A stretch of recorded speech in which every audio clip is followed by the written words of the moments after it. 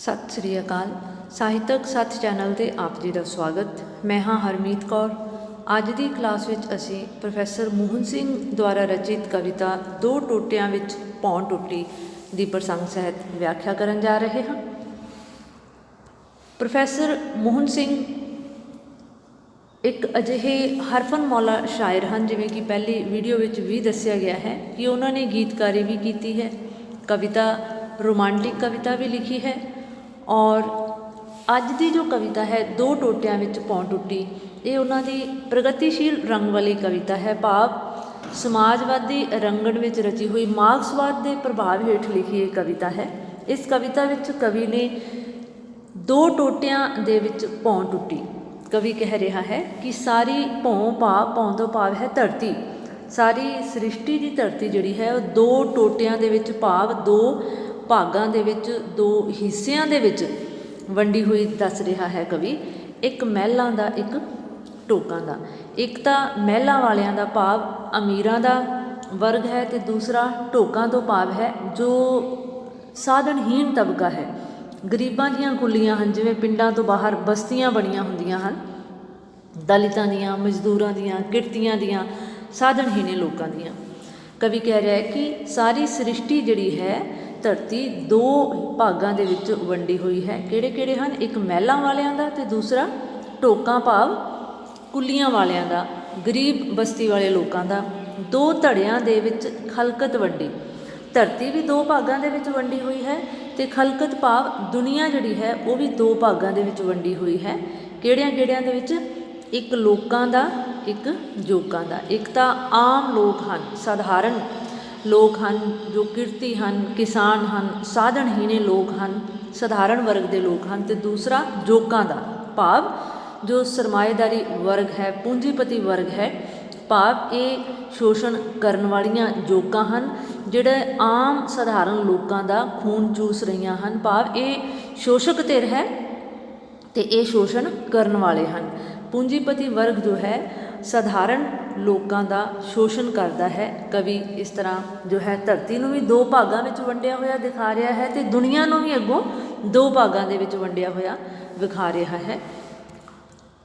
ਕੋਈ ਵੇਲਾ ਸੀ ਵੰਡਕਾਰਾਂ ਨੇ ਦੁਨੀਆ ਨੂੰ ਪਾੜਿਆ ਵੰਡਿਆ ਸੀ। ਕਵੀ ਕਹਿ ਰਿਹਾ ਹੈ ਕਿ ਕੋਈ ਵੇਲਾ ਸੀ ਇਹਨਾਂ ਦੇਸ਼ ਦੁਨੀਆ ਦੇ ਵਿੱਚ, ਧਰਤੀ ਵਾਸੀਆਂ ਦੇ ਵਿੱਚ ਵੰਡ ਪਾਉਣ ਵਾਲੇ ਵੰਡਕਾਰਾਂ ਨੇ ਜਦੋਂ ਦੁਨੀਆ ਨੂੰ ਪਾੜਿਆ ਸੀ ਭਾਵ ਵਿਤਕਰੇ ਉਹਨਾਂ ਦੇ ਦਿਲਾਂ ਦੇ ਵਿੱਚ ਭਰੇ ਸੀ, ਵਿਤਕਰੇ ਕੀਤੇ ਸਨ। ਵਿਤਕਰਿਆਂ ਦੇ ਆਧਾਰ 'ਤੇ ਦੁਨੀਆ ਨੂੰ ਅਲੱਗ-ਅਲੱਗ ਵਰਗਾਂ ਦੇ ਵਿੱਚ ਵੰਡਿਆ ਸੀ।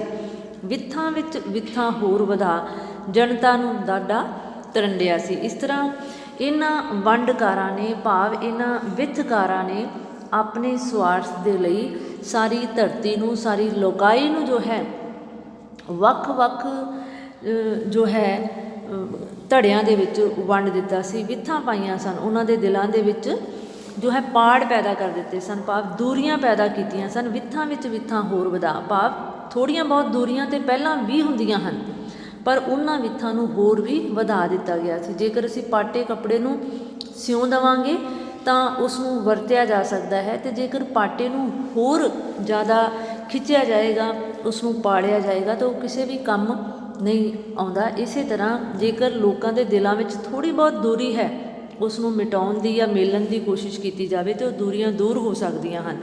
ਪਰ ਇਹਨਾਂ ਵੰਡਕਾਰਾਂ ਨੇ ਲੋਕਾਂ ਦੇ ਦਿਲਾਂ ਵਿੱਚ ਜੋ ਵਿੱਥਾਂ ਸਨ, ਦੂਰੀਆਂ ਸਨ, ਉਹਨਾਂ ਨੂੰ ਹੋਰ ਵਧਾ ਦਿੱਤਾ ਸੀ। ਕਿਸ ਲਈ? ਆਪਣੇ ਸਵਾਰਥ ਦੇ ਲਈ।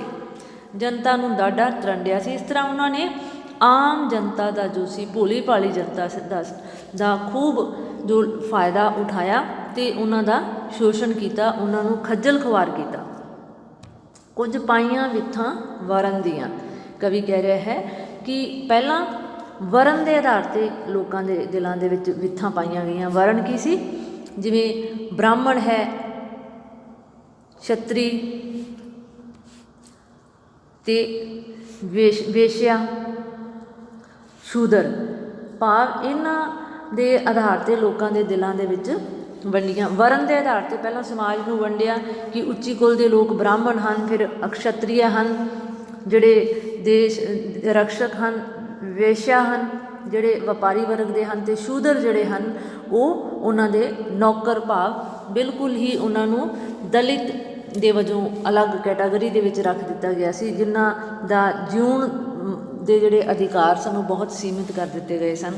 ਕੁਝ ਵਾਹੀਆਂ ਲੀਕਾਂ ਧਰਮ ਦੀਆਂ।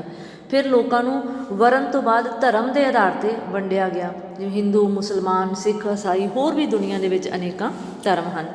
ਫਿਰ ਕੰਧਾਂ ਕਰਮ ਕੁਕਰਮ ਦੀਆਂ। ਫਿਰ ਵੀ ਉਹਨਾਂ ਦਾ ਮਨ ਨਹੀਂ ਭਰਿਆ, ਫਿਰ ਲੋਕਾਂ ਨੂੰ ਕਰਮ ਅਤੇ ਕੁਕਰਮ ਦੇ ਆਧਾਰ 'ਤੇ ਵੰਡਿਆ ਗਿਆ। ਭਾਵ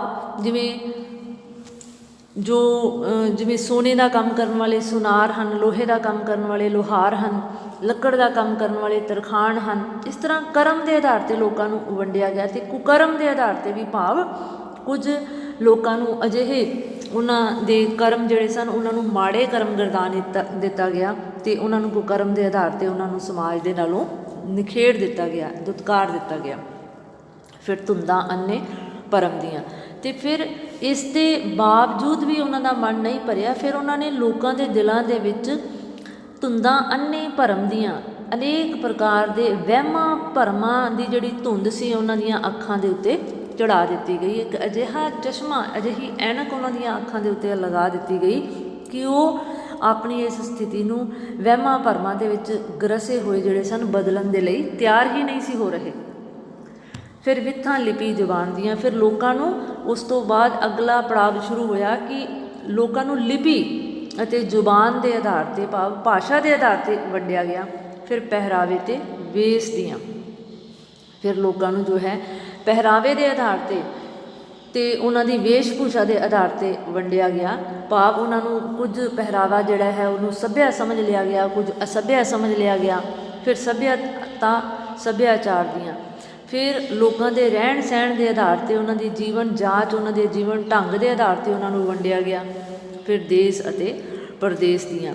ਫਿਰ ਲੋਕਾਂ ਨੂੰ ਦੇਸ਼ ਵਿਦੇਸ਼ ਦੇ ਆਧਾਰ 'ਤੇ, ਭਾਵ ਨੇੜੇ ਵਾਲੇ ਆਪਣੇ ਜਿਹੜੇ ਹਨ ਲੋਕਾਂ ਨੂੰ ਜੋ ਹੈ ਦੇਸ਼ਾਂ ਦੇ ਹੀ ਨਹੀਂ, ਪਿੰਡਾਂ ਦੇ ਆਧਾਰ 'ਤੇ, ਕਬੀਲਿਆਂ ਦੇ ਆਧਾਰ 'ਤੇ, ਯਾਨੀ ਕਿ ਅਜਿਹੀਆਂ ਵਿੱਥਾਂ ਇਹਨਾਂ ਵਿਤਕਾਰਾਂ ਨੇ ਸਮਾਜ ਦੇ ਦਿਲਾਂ ਦੇ ਉੱਤੇ ਵਾਹ ਦਿੱਤੀਆਂ ਗਈਆਂ ਤਾਂ ਜੋ ਸਮਾਜ ਕਦੀ ਇੱਕ ਹੋ ਹੀ ਨਾ ਸਕੇ।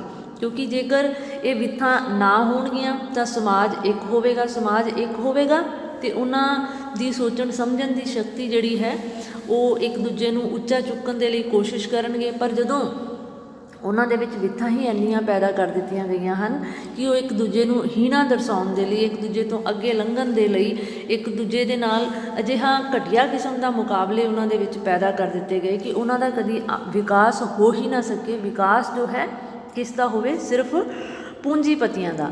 ਜੋ ਧਨਾੜ ਲੋਕ ਨੇ ਉਹਨਾਂ ਨੇ ਆਪਣੇ ਵਿਕਾਸ ਦੇ ਲਈ, ਆਪਣੇ ਵਿਸਥਾਰ ਦੇ ਲਈ ਦੇਸ਼ ਦੁਨੀਆ ਦੇ ਲੋਕਾਂ ਦੀ ਸੋਚ ਨੂੰ ਵੀ ਇੰਨਾ ਗੁਲਾਮ ਬਣਾ ਦਿੱਤਾ ਕਿ ਉਹ ਕਦੀ ਉੱਚੀ ਸੋਚ ਹੀ ਨਾ ਸਕਣ। ਜਨਤਾ ਨੂੰ ਥਹੁ ਨਾ ਲੱਗਣ ਦਿੱਤਾ ਇਹਨਾਂ ਜਾਦੂਗਰ ਵਿਥਕਾਰਾਂ ਨੇ।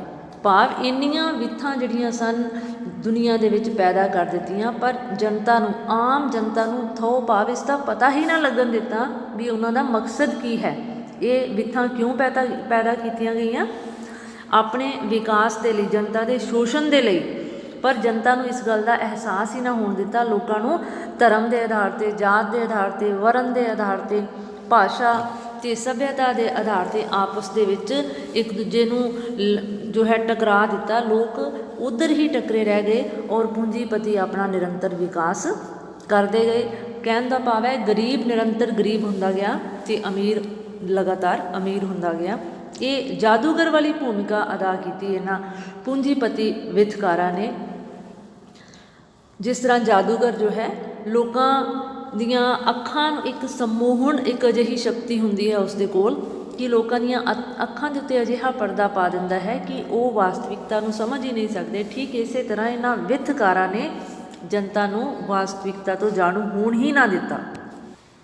ਅਤੇ ਵਾਸਤਵਿਕਤਾ ਤੋਂ ਜਾਣੂ ਕਿਉਂ ਨਾ ਹੋਣ ਦਿੱਤਾ? ਕਿਉਂਕਿ ਜੇਕਰ ਜਨਤਾ ਜਿਹੜੀ ਹੈ ਹਨੇਰੇ ਵਿੱਚ ਰਹੇਗੀ ਅਤੇ ਉਹ ਕਦੇ ਵੀ ਆਪਣੇ ਹੱਕਾਂ ਬਾਰੇ, ਆਪਣੇ ਵਿਕਾਸ ਬਾਰੇ ਸੋਚੇਗੀ ਨਹੀਂ। ਜਦੋਂ ਜਨਤਾ ਨੂੰ ਆਪਣੇ ਹੱਕਾਂ ਦਾ ਹੀ ਨਹੀਂ ਅਹਿਸਾਸ ਹੋਏਗਾ ਤਾਂ ਉਹ ਕਦੀ ਹੱਕ ਮੰਗਣ ਦੇ ਲਈ ਅੱਗੇ ਆਏਗੀ ਨਹੀਂ।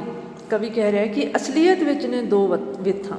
ਅਸਲੀਅਤ ਦੇ ਵਿੱਚ ਜੋ ਹੈ ਦੁਨੀਆ ਦੇ ਵਿੱਚ ਦੋ ਹੀ ਕਿਸਮ ਦੀਆਂ ਵਿੱਥਾਂ ਨੇ। ਉਹ ਕਿਹੜੀਆਂ ਹਨ? ਬਾਕੀ ਸਭ ਕੂੜੀਆਂ ਪਾੜਾਂ ਨੇ। ਬਾਕੀ ਜਿਹੜੀਆਂ ਨੇ ਸਭ ਝੂਠੀਆਂ ਇਹ ਜਿਹੜੀਆਂ ਵਿਥਕਾਰਾਂ ਨੇ ਜੋ ਵੰਡੀਆਂ ਪਾਈਆਂ ਹਨ ਜਾਤ ਧਰਮ ਵਰਨ ਦੇ ਆਧਾਰ 'ਤੇ, ਇਹ ਸਭ ਕੂੜੀਆਂ ਭਾਵ ਝੂਠੇ ਵਿਤਕਰੇ ਪੈਦਾ ਕੀਤੇ ਹਨ ਸਮਾਜ ਦੇ ਲੋਕਾਂ ਦੇ ਦਿਲਾਂ ਦੇ ਵਿੱਚ ਵਿੱਥ ਪੈਦਾ ਕਰਨ ਦੇ ਲਈ, ਪਾੜੇ ਪਾਉਣ ਦੇ ਲਈ, ਵਿਤਕਰੇ ਪਾਉਣ ਦੇ ਲਈ, ਦਿਲਾਂ ਵਿੱਚ ਦੂਰੀਆਂ ਕਾਇਮ ਕਰਨ ਦੇ ਲਈ ਇਹ ਵਿਥਾਂ ਜਿਹੜੀਆਂ ਨੇ ਪਾਈਆਂ ਨੇ। ਅਸਲ ਦੇ ਵਿੱਚ ਦੋ ਹੀ ਵਿਥਾਂ ਨੇ, ਕਿਹੜੀਆਂ ਕਿਹੜੀਆਂ?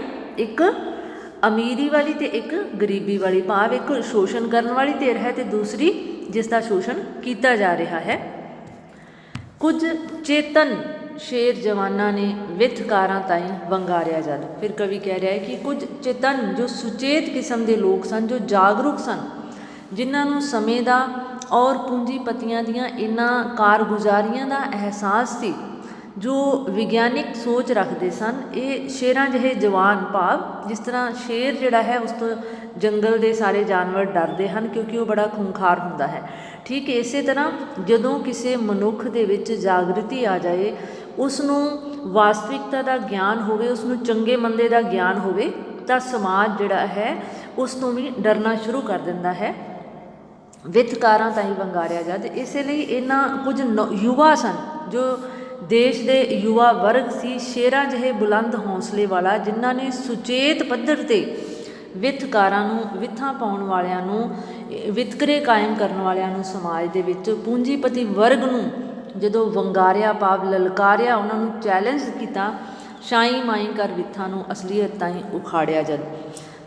ਜਦੋਂ ਉਹਨਾਂ ਨੇ ਚੈਲੰਜ ਕੀਤਾ, ਵੰਗਾਰਿਆ, ਤਾਂ ਕੁਦਰਤੀ ਗੱਲ ਹੈ ਕਿ ਉਹ ਉਹਨਾਂ ਦੇ ਹੌਸਲੇ ਜਿਹੜੇ ਸਨ, ਉਹ ਜੋ ਅਸਮਾਨਾਂ 'ਤੇ ਚੜ੍ਹੇ ਹੋਏ ਸਨ, ਉਹਨਾਂ ਦਾ ਪਤਨ ਹੋਣਾ